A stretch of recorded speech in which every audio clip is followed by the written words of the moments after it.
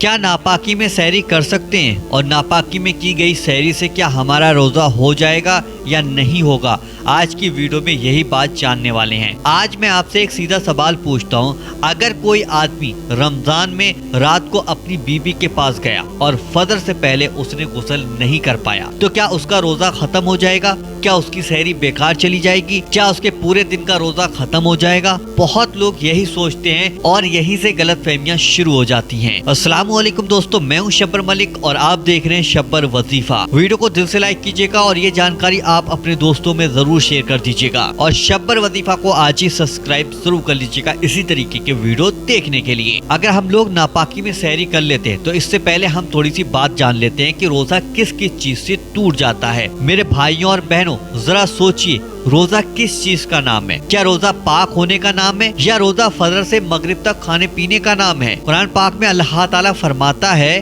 کھاؤ اور پیو یہاں تک کہ صبح کی سفیدی ظاہر ہو جائے، پھر رات تک روزہ پورا کرو۔ اب ذرا غور کیجئے، آیت میں کہاں لکھا گیا ہے کہ فجر سے پہلے غسل کر لینا شرط ہے؟ نہیں لکھا ہے نا؟ تو روزے کی اصل شرط کیا ہوئی؟ فجر سے مغرب تک کھانے اور پینے سے روکنا اور غلط کاموں سے بچنا۔ اب بہت سے بھائی بہن کہیں گے کہ یار ناپاکی کی حالت میں روزہ کیسے ہو جائے گا؟ اب آپ مان لیجئے، آپ میرے سامنے کہہ رہے ہیں شبر بھائی ناپاک حالت میں تو نماز نہیں ہوتی ہے، تو روزہ کیسے ہو جائے گا؟ میرے بھائیوں اور بہنوں، نماز اور روزہ دو الگ عبادت ہیں۔ نماز کے لیے وضو اور غسل شرط ہے، لیکن روزے کے لیے غسل شرط نہیں ہے۔ اس کی صاف دلیل ہمیں حدیث سے ملتی ہے۔ حضرت عائشہ فرماتی ہیں کہ حضور صلی اللہ علیہ وسلم کبھی کبھی ایسی حالت میں صبح کرتے تھے کہ آپ ناپاکی کی حالت میں ہوتے تھے، پھر آپ غسل کرتے تھے اور روزہ رکھتے تھے۔ یہ آپ حدیث صحیح بخاری شریف اور صحیح مسلم شریف میں پڑھ سکتے ہیں۔ اب آپ خود بتائیے، اگر ناپاکی سے روزہ ٹوٹ جاتا تو کیا نبی کریم حضور صلی اللہ علیہ وسلم ایسا کرتے؟ ہرگز نہیں کرتے۔ اب ہم آپ کو سیدھا جواب بتاتے ہیں کہ ناپاکی میں سحری کرنا کیسا ہے۔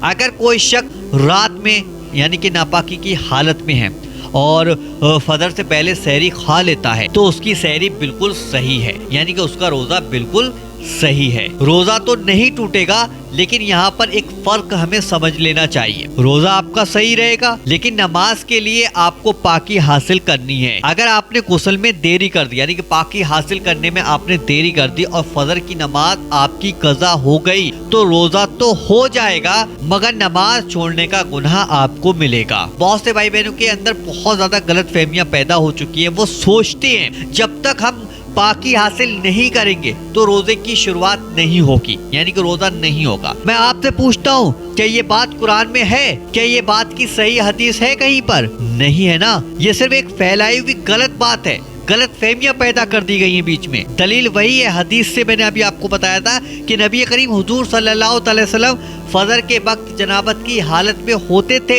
پھر وہ غسل کرتے تھے اور روزہ رکھتے تھے، تو معاملہ صاف ہو گیا۔ لیکن آپ کو لاپرواہی بالکل نہیں کرنی۔ اب یہاں پر ایک نصیحت آپ لوگوں کے لیے بہت ہی زیادہ ضروری ہے، کہیں ایسا نہ ہو کہ انسان یہ سن کر بے پرواہ ہو جائے، چلو غسل تو ہم بعد میں کر لیں گے۔ نہیں میرے بھائیوں اور بہنوں، فجر سے پہلے آپ کو غسل کر لینا بہت ہی زیادہ ضروری ہے، یعنی کہ پاکی کو حاصل کرنا ضروری ہے۔ اگر فجر ہو جائے تو فوراً غسل کریں اور نماز کو ادا کریں۔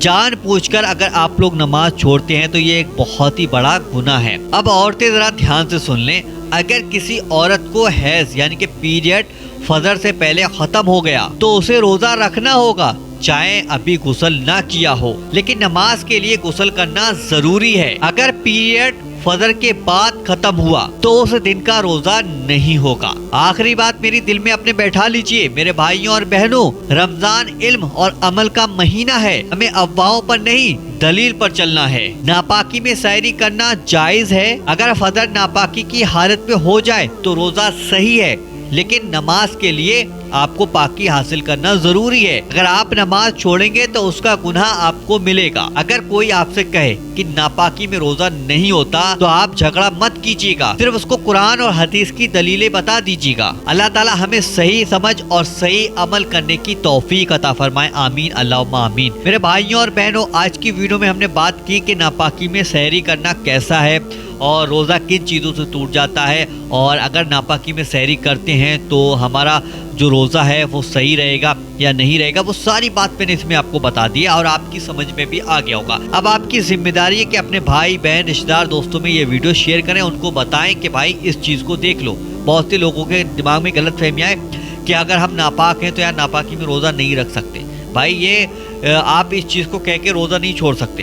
آپ یہ ویڈیو شیئر کریں تاکہ اس کو سمجھ میں آ جائے، قرآن اور حدیث کی بات بتائیے، قرآن حدیث کی روشنی میں یہ پورا ویڈیو میں نے آپ کو سمجھا دیا ہے۔ اور اگر آپ کا کوئی مسئلہ ہے، آپ کوئی بات پوچھنا چاہتے ہیں رمضانوں سے لے کر یا کوئی بھی بات ہے آپ کی، تو کمنٹ کر دیجیے گا، اس کمنٹ کو پڑھ کر اگلے دن وہ ویڈیو آپ کے لیے بنا دیا جائے گا۔ ویڈیو کو لائک کریں، ویڈیو کو شیئر کریں اور شب پر وظیفہ کو آج ہی اپنے فون میں سبسکرائب کر کے ضرور رکھ لیجیے گا اسی طریقے کے ویڈیو دیکھنے کے لیے۔ چلیے دوستوں، ملتے ہیں انشاءاللہ ایک نئی ویڈیو کے ساتھ، جب تک کے لیے السلام علیکم۔